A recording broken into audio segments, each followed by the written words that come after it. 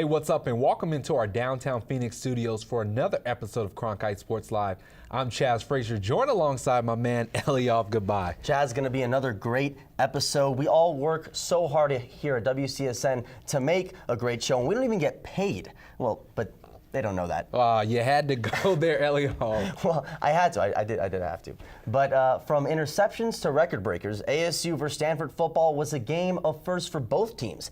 I had the chance to travel to Palo Alto and break it all down. Arizona State traveled up to Palo Alto, California, coming off of their upset win versus Oregon to face a red-hot Stanford squad.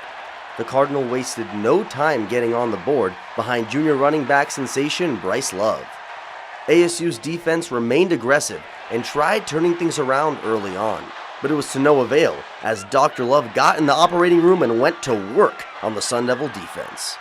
Arizona State stayed in it though, thanks to their trick plays, one of which even had N'Keal Harry playing some QB. ASU made it a one-possession game at halftime, but Nard Nation fueled the energy for their team. In the second half, the Sun Devils couldn't find a groove offensively, and the O-line allowed 3 sacks, leading to junior quarterback Manny Wilkins' tough day on the job, throwing for just 182 yards and 2 picks. Senior running back Demario Richard did his best to assist Wilkins. He led Arizona State in receiving and rushing yards with 137 total yards. For Stanford, nothing could stop this Love train. He finished with a school record of 301 rushing yards and the 34-24 Cardinal win. He credited his team for their help every step of the way. It's more so just a testament to my teammates and the grind, the competing against the defense in training camp, running behind the O-line. They're the ones that's opening things up for me. The wide receivers blocking downfield, they're the ones blocking downfield, helping me get open too. ASU head coach Todd Graham was proud of his team's fight, but it came down to discipline. Our guys got a lot of resolve. I'm proud of how our guys played. Our guys battled. These two teams, I think, that are really disciplined, playing each other, and they were just a little bit more disciplined today than we were. After a rough game versus the Cardinal on both sides of the ball, what with Manny Wilkins throwing his first 2 interceptions of the season and Bryce Love essentially doing whatever he wanted against the ASU defense, the Sun Devils could take this bye week to really reflect on the first half of the season and perhaps find an identity before they go up against one of their toughest opponents of the season in the Washington Huskies in 2 weeks in Tempe. But for now, from Stanford Stadium, I'm Eliav Gaby, Cronkite Sports. To break down ASU's loss this past weekend, we bring in WCSN football reporter Jack Harris. It's nice to finally have you in studios. We're usually across the street talking football, but I want to get right into this one. Bryce Love, going into this game, we all knew that he was a tremendous talent, 25 carries for 301 yards. How was he so effective against this inexperienced ASU defense this past weekend, Jack? Yeah, well, you put it exactly right. I mean, having a record-breaking day for the Cardinal, and a lot of it starts with his offensive line. You look here, look, they spread out this time. They have 3 wide receivers, and yet they run it to the strong side of the offense. Look at these blocks, 64-72 setup. Look at all that space he's got running towards the sideline, and once he get out in space, he is impossible to stop. Chad Adams tries to here, but that's not happening. It's a 43-yard touchdown run, and it's a 14-3 lead for Stanford, and it's things like that speed and the offensive line setting up room for him to run that was so crucial for Stanford's win this past weekend. You can see it here. This is his 3rd touchdown run. Now we're in a power formation with a fullback. KJ Costello turns one way, but Bryce Love runs the other. Look at all the weak side defenders ASU has. There's no way they're going to be able to recover. And then, again, afterburners on. Bryce Love going the distance for 59 yards here. You can't give up 300 yards, and you see exactly what Stanford does there, using their blocks, letting their quick back get out in the space, and leads to their win. But Bryce Love wasn't the only person showing out this past weekend. N'Keal Harry, he did a little trick play of himself. Watch me this way, and then threw it over the top. Yeah, well, ASU was getting real creative on 3rd downs in this game. They had 6 offensive linemen at times, and then they do this. Look, Manny Wilkins, N'Keal Harry, they're going to switch places, but watch number 88, C.J. French-Love. He motions out as the tight end. Nobody on the Stanford defense is expecting him to go out and catch a pass because N'Keal Harry, he had been running out of this formation. But look, they all bite. C.J. French-Love is wide open, and even a wide receiver can make this touchdown catch. It was a big moment there right before halftime. It made it a 1-score game. But again, it goes back to Bryce Love, just too much that he brought to the table, helping Stanford knock off ASU. Billy Napier and the offensive coaching staff was getting pretty tricky with the plays this past weekend. It's always great to talk football with you. You can catch all his work on cronkitesports.com, but from the gridiron to the hardwood, where it's been a wild couple of weeks for the NCAA and college hoops, our Rob Warner has a special impact this week with the latest on the state of college basketball. Thanks, Chaz. Across the country, this usually is a time of excitement in college basketball. Instead, as preseason practices begin, recent events have produced a cloud that shows no signs of moving anytime soon. College basketball is in the midst of perhaps its biggest scandal in history. Last Tuesday's news broke that 4 college basketball assistants, including 2 in the Pac-12 and USC assistant Tony Bland and Arizona's Emmanuel Book Richardson, were among the 10 people in the first wave of arrests in an FBI probe that stretches back to 2015. They now face fraud and corruption charges alleging the coaches directed tens of thousands of dollars from an agent, financial planner, and/or Adidas to prospective student athletes as part of a scheme to sign the recruits to their respective schools.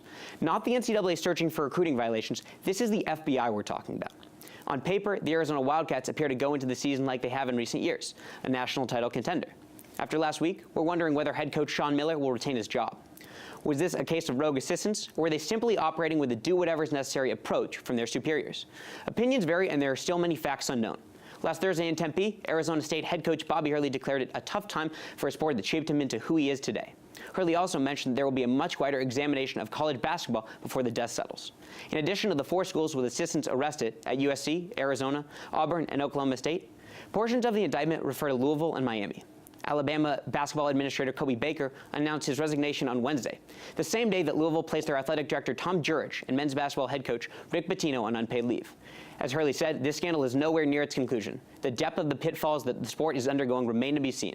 But for now, these allegations will hang over college basketball throughout the 2017-2018 season and probably far beyond. Now let's toss to Eliav. Great job with the hard-hitting details of that situation, Rob. Speaking of the Pac-12, ASU Volleyball has had a rough start to conference play. They've been swept 3 out of their last 4 matches. To take a deeper look into what's been going on, we bring in WCSN Volleyball reporter Alex Gaul. Alex, thanks for being here. Now, quite simply, what has been the team's biggest problems in Pac-12 play? Well, I think it really just comes down to the inconsistency of the leadership on the court. Aluma Okaro has taken a big step up for ASU. Off the court as a leader, but on the court she's been very inconsistent. Against Washington, she had 30 kills, tying a single game record for ASU. But in the games, 2 games since then, she's had 23 total kills. And looking forward, you need more consistency out of her if the Devils want to compete in this tough Pac-12 conference season. Well, you mentioned Aluma Okaro. The Sun Devils only have 2 seniors playing key roles on this team, in captains, of course, Aluma Okaro and then Hallie Harker. How does the youth of this team play into the results we've been seeing in conference competition? Well, I think the Washington game is a perfect example of a young team coming out. They win the first 2 sets, and this is something you see across all sports. They win the first 2 sets, but then they can't close out a tough team. And going forward, they're going to need to get some more consistency out of their freshmen, their sophomores, if they want to, again, compete in this tough conference season in the Pac-12, the Conference of Champions, as we all call it. Of course. Now, moving forward, what does the outlook look like for ASU, and how can they rebound from their 4-match losing streak? Well, I really think they just need a more consistent attack. We saw it versus Washington, where they won the first 2 sets. Aluma Okaro had a great match like we talked about earlier. But I think just it comes down to serving and receiving. Coach Tomasevich has talked about that as well, and that being a big catalyst for how well they can do this conference season. But I think it really just comes from the top down, from the leadership and from the seniors in Okaro and Harker. Well, we'll see if the seniors can lead the Devils to some wins this weekend. ASU Volleyball will play UCLA on Friday in Tempe at 8 p.m. And for all more of Alex Gaul's content, check out cronkitesports.com.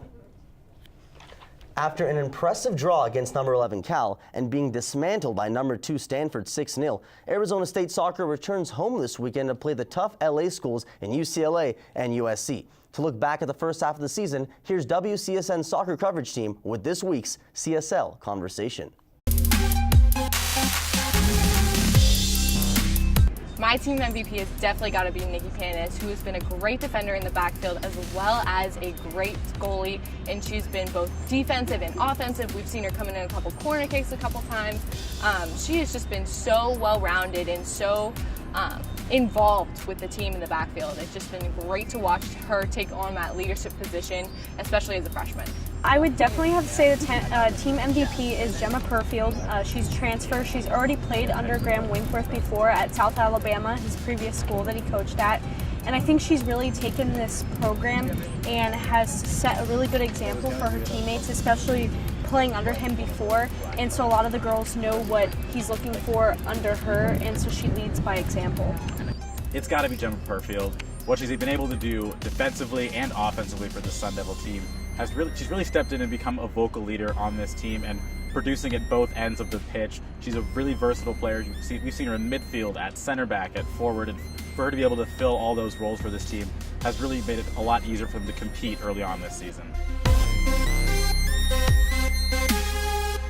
On that same token, it's Gemma Perfield coming in from South Alabama, where she had a lot of success, but it's a Sun Belt Conference team. No one really knew exactly what they were going to get from her. She's a bit of an unknown, and so for her to come in and play as well as she has this season on both sides of the ball, I think it's been a pleasant surprise, for Coach Graham Winkworth and his staff. Biggest surprise, I would have to say center back is Madison Wolf. They were trying to fill that spot for a while, and she's come in and played that role, and I think she's done that really well, especially for not being that old, and it's kind of new for her to take over that role. Biggest surprise this season are the two freshmen, Nikki Panis and Olive Jones. Nikki Panis has done a wonderful job for ASU. She's saving 80% of the shots coming towards her, and then Olive Jones has been hustling. She gives it 110% when she's out in the field.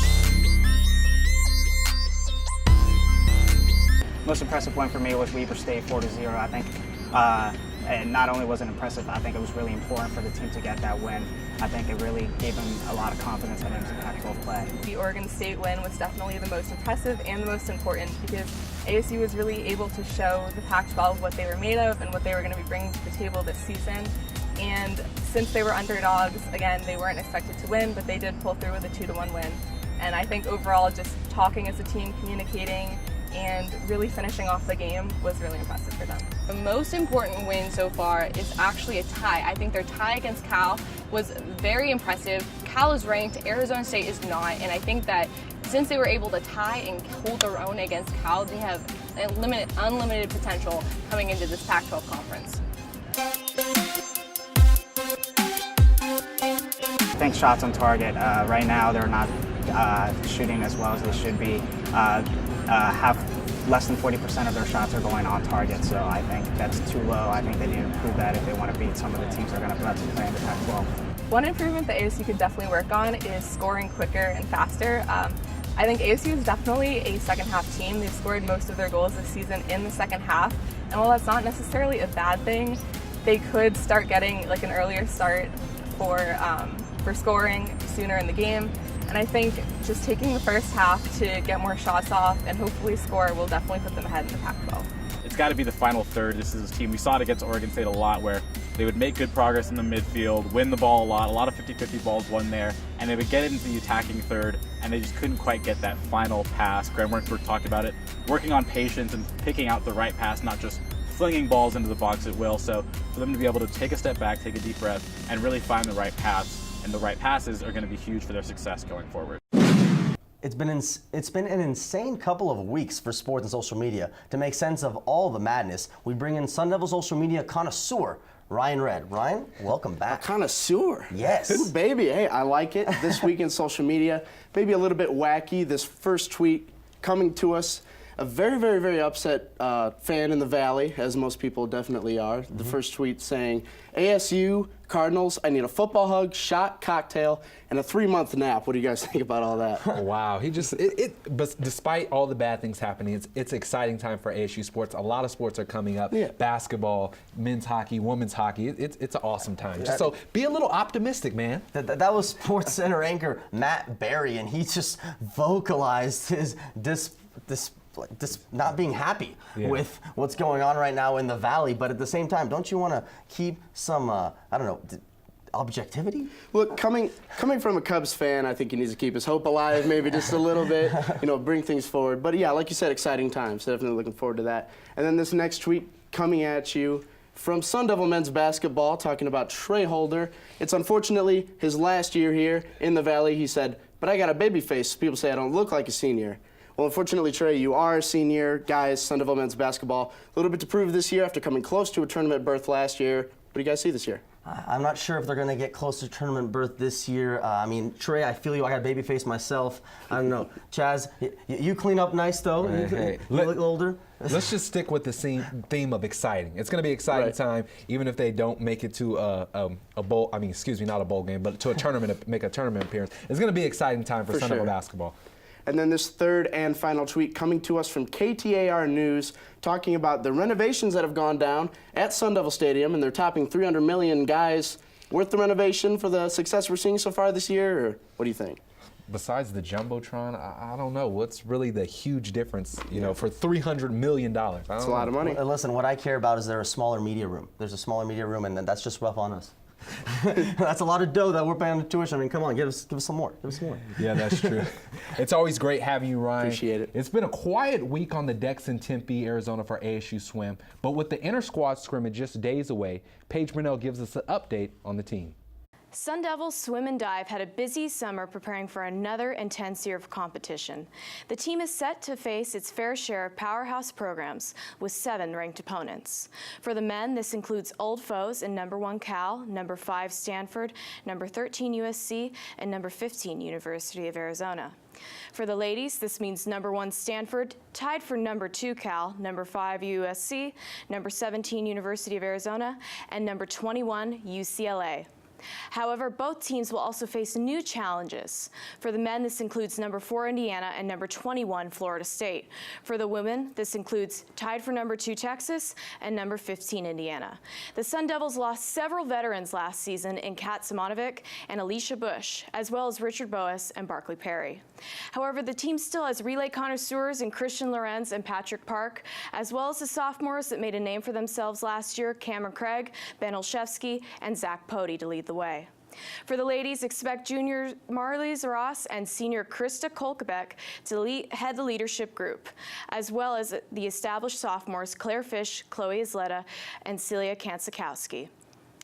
The team kicks off its season this Friday as the Sun Devils will compete in their annual inter-squad meet to get base times and to reestablish the relays this team was known for last year. Now, back to you gentlemen at the desk. Something's happening in Tempe. No, I'm not talking about football, men's hockey, or the basketball season coming up. It's the rise of ASU Women's Club hockey team. After winning just 2 games last year, they came out hungry, tying and beating GCU, a program in its first year. It gets even better because the team still have 3 games left where they go head-to-head. If it hasn't started already, it sure feels like another rivalry has developed in the Valley. Women's hockey reporter Troy Tauscher has more about the impact the ladies are having on the ice. The Arizona State women's hockey team sent a strong message in its first series of the season against Grand Canyon University. After dueling to a 1-1 tie in the first game, the Sun Devils put on a dominating performance in Game 2, scoring 3 goals in the first period en route to a 4-1 victory over the Lopes. The early season win is a welcome change of pace for the Sun Devils, who didn't get their first victory last season until February 4th. It's surreal to have Sun Devil hockey, a women's team. So to be able to start the season this way and keep growing, we made a timeline in 2014 and we're following that directly. So, the only way to go from here is up. But beyond just the results of this game, these 2 teams have made a big contribution to women's hockey around the state of Arizona. ASU is in its 2nd season as a program and GCU is in its 1st. For many players on the Sun Devil roster, including team captain Casey McGinley, the idea of even playing collegiate women's hockey was at one point a pipe dream that has now become a reality. I have friends that are playing pro women's hockey, and we didn't even think that was an option growing up, and we definitely didn't think this was an option, so it's pretty much like we can go wherever we want from here and just keep growing it and keep giving girls an opportunity to continue to play what they love and make an income doing it. These 2 teams will meet 3 other times in the 2017-18 season, giving them a chance to continue growing a budding rivalry that is already putting women's hockey in Arizona on the map. Sun Devil head coach Lindsay Ellis has a simple message about what's coming in the future for both of these programs. Don't underestimate us. I know we're both at the beginning of our programs, but in a few years we'll be a team to watch out for. The Sun Devils will return to action on October 6th and 7th when the University of Colorado Boulder comes to town. For coverage of that game and everything else ASU women's hockey, head over to CronkiteSports.com. That's all from Oceanside Ice Arena. I'm Troy Tauscher, Cronkite Sports. Thank you, Troy. Now it's time for The Way It Is. Chaz, we've added a little twist. This time we'll both be given 3 questions. We'll debate our opinions, and whoever the producers think makes the most sense gets to rant. That's fair. Let's start it off. 1. Which ASU football player has impressed you most? QB Manny Wilkins, Eliav. 8 passing TDs, 2 rushing, 1,400 plus yards through just 5 games, and then he's completing 65% of his passes, and that's without an offensive line. I can imagine how much more he would be contributing to this offense if the offensive line could actually block for him. No, Manny's been balling, there's no question, but I'm going to go with DeMario Richard. People don't realize how many injuries he's had to endure over his Sun Devil career, and he's still making himself known through this rotation, and especially with Kalen Balaj really balling the past year and a half or so. It's been tough for him, and now what he's doing, what has he done? He's receiving. He's a receiving back as well as a ground and pound guy, so that's impressive in itself. Number 2, what's ASU football's biggest problem to this point? Now, I'll give you some time because there's a lot of them. No. I know the biggest problem. It's the offensive line. Kalen Balaj, we thought that he was just going to be a stud this year, and I think the reason why he's struggling a little bit is because the offensive line. It starts with the big boys. They're supposed to lay down flat the defensive line, create holes and gaps for the running backs to run through, and they just haven't been able to do that thus far. So it's the offensive line, Eliav. Well, I'm going to use your last point to make this point for me. You said Manny Wilkins was balling, and he is, and he's been able to deal with a bad offensive line. Something he can help, the defense. The defense has been having trouble since last year. We know this, but this year they just can't tackle, and we saw that in the sample size of Bryce Love. And I know Bryce Love is a Heisman candidate. He's a beast, but still, they've got to do much better. All right, last question. This is a big one.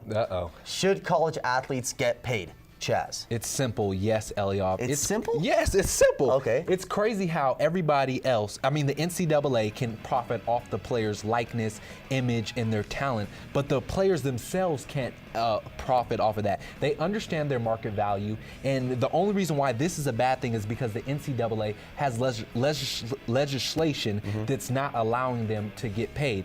It needs to be outlawed, and they need to be able to get some cut of what they're contributing to these universities and everything else the college is getting from them. Well, I'm going to say no, just because the fact of they become professionals. They're no longer student athletes when they get paid. And if we're talking about college basketball specifically, I'd say let them either go out of high school so they can't complain about not being paid right to the pros, or make them stay for 2 years, because me and you both know if you're there for a year, you might not do all the studying you need to. All right, let's see who gets the W You're here. 1-4. I'm 0-4 right now. 0-4, I'm excuse 0-4. me. Come on. Let's see. You're undefeated so far this season. I know. Uh-oh. Oh, man. I can't. Why are they making me wait so much? There you go. You won. Let's go. That's what I'm talking about. Check it out. He's a stud. 2014 marked the last season a Todd Graham-led Arizona State football team had a winning record. It was his second 10-win season in a row, and things were looking up for the Sun Devil football program. Fast forward to 2017, and look where it's ended up. A 6-win team, then a 5-win team, and today, ASU stands at 2-3 in this 5-game sample size. We've seen a team that is barely better on defense than last season, which was worst in the country, an offensive line that can't protect their quarterback, and a team that simply has no identity. Todd Graham needs to take this bye week and reflect on how to turn this season around, and quickly. Because if it continues this way, ASU Athletic Director Ray Anderson may see it fit to bite the $10.25 million bullet of Graham's buyout and look for someone else to lead this program. With head coaches like Les Miles and Chip Kelly as available options, Graham's seat only gets hotter. And that's the way it is. Ooh, okay. Top plays, number 3, DeMario Richard in the Sparky formation. Keeping himself, making a couple moves. Going in for the touchdown right there. All right. Right into the red zone. Yeah, let's look at that twice. Okay, look at this move right here. Oh, nope, you thought you had me. Using that blocking to find his way in the end zone. Number 2, we're going out to Sun Devil hockey from the high slot, Brinson Pashnook. Whoa, slap shot. And right between the pipes, let's see it again, slow motion, high slot. That's some nice cheddar right there, Chaz. And the number 1 play this week, N'Keal Harry, with the trick play to CJ Frank Love. Okay, well, slow it down right there. Oh, you thought he was going to run it? No, he passes it to CJ Frank Love over the top for the touchdown. That was nice right there, man. Like Jack broke down, no one expected French Love to pop out. I mean, that's pretty impressive. And N'Keal Harry, fun fact, had more passing touchdowns in that game than Manny Wilkins. Yeah, I don't know. You take what you will from that. That's amazing. I didn't think that Harry was going to throw that bomb over the top to CJ Frank Love. Man, well, that was a great show, as we expected. Absolutely. Another great one with you, my friend, and thank you for being here with me again. For all of WCSN's content, check out CronkiteSports.com. For Chaz, Frazier, I'm Eliav. Gaby. We'll see you next time.